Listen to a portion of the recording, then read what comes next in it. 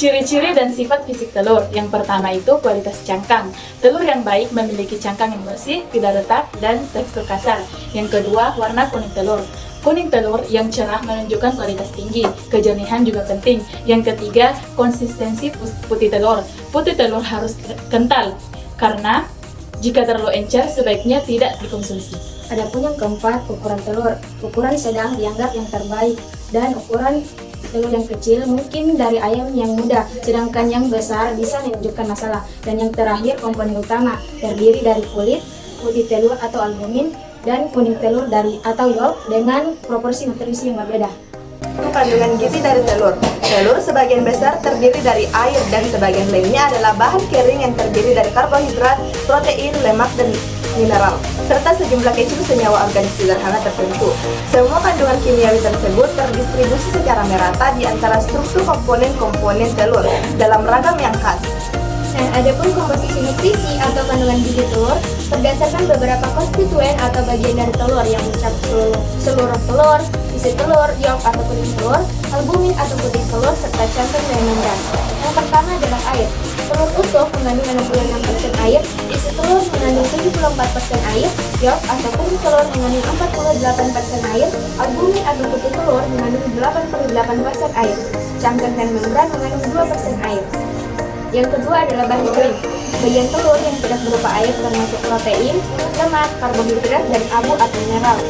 Telur utuh mengandung 34% bahan kering, isi telur 26% bahan kering, yolk 52% bahan kering, albumin 12% bahan kering, cangkang dan membran 98% bahan kering. Yang ketiga adalah protein. Telur utuh 12% protein, isi telur 13% protein, yolk 17% protein, albumin 11% protein, cangkang dan membran 6% protein. Yang keempat adalah lipid. Dalam telur utuh 10% lipid, isi telur 11% lipid, yolk 33% lipid, albumin tidak ada lipid, cangkang dan membran tidak ada lipid. Yang kelima adalah karbohidrat. Semuanya menunjukkan 1% kecuali cangkang dan membran yang tidak ada karbohidrat. Yang keenam adalah abu atau mineral. Telur utuh 11%, isi telur, yolk dan albumin 1%, cangkang dan membran 92%. Baik, berdasarkan penjelasan oleh teman saya tadi, diketahui bahwa protein terdistribusi di semua komponen telur, sedangkan lipid hanya terdapat di yolk. Lipid di sini termasuk lemak murni, lipid yang mengandung fosfor, nitrogen, dan atau gula serta sterol. Karbohidrat merupakan konstituen minor dalam telur yang dapat berada dalam bentuk bebas dan terkonjugasi pada protein dan lemak.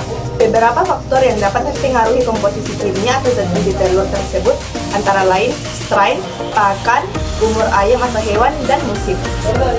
Nah, selanjutnya yaitu ciri-ciri telur yang baik. Pertama yaitu kulit telur bersih dari kotoran. Kedua, kuning telur berada di tengah-tengah.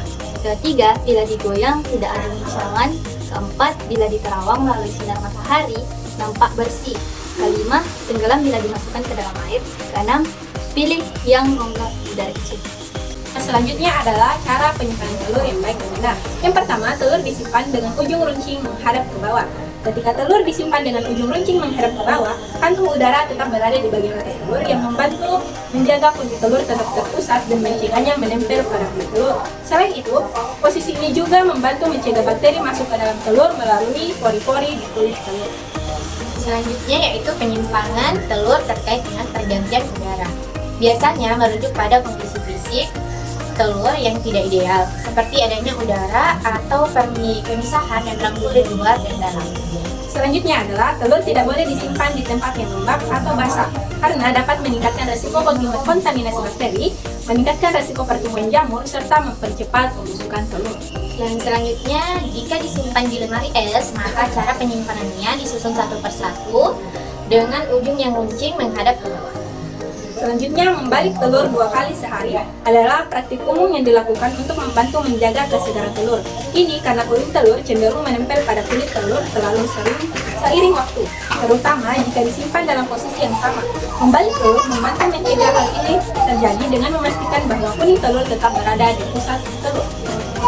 Nah, sekian dari video penjelasan kami ucapkan terima kasih. Wassalamualaikum